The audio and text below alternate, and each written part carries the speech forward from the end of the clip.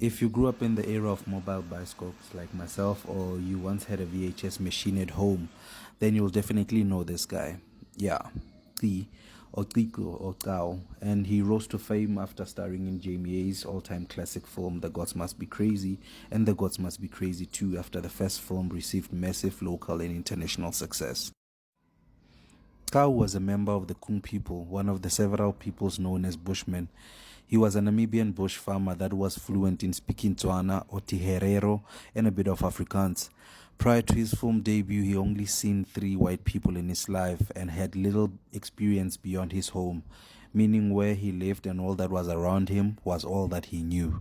Tao never supported himself by hunting and gathering in his life. And when Ace discovered him, Tao was working as a cook. And then I asked my interpreter to ask him, would he come and work for us? We would pay him and so on. And the interpreter laughed. He said, well, that is not interpretable because, for one thing, we don't have a word for working for someone. And payment we don't understand either. The first installment to the Gods Must Be Crazy film series was released by Ster-Kinekor Pictures in South Africa on September 10th, 1980. And in just 4 days of its release, the film broke box office records in every city in South Africa. Having been made for just 5 million rands, it's been reported that in 2014 the film had already grossed about 1.8 billion rands in profits. Ace made a fiction film. Now, I think anybody can make any fiction film they want. The thing that bothers me most is that he goes and says that Tao really does live in the bush by hunting and gathering. He did that all over the world. We took him to Japan for promotion. And from the moment we landed in Japan, he had these millions of people worshiping him. And he took it in his stride. He enjoyed it and loved it, but it didn't throw him. There was no culture shock.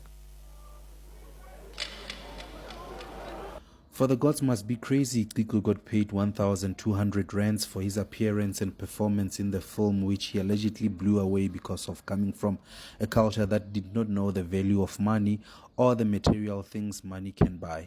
Tell him thank you, I'll miss him. He can't use that stuff. Well, I have to. Bushmen don't know about money. Tao was getting a fairly good salary when he was cooking for the children in the Chinque school. And he only got 1,200 rand. He got about 300 rand a month at the school, over 300 rand a month at the school, and he only got 1,200 rand for his appearance in the Gods. Bushmen don't need things. He's got to take the money, it's the law.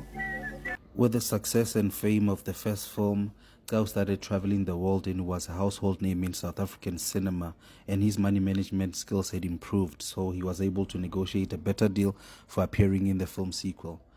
With that money he had made from the second film, he used it to build a brick house with running water and electricity for his family.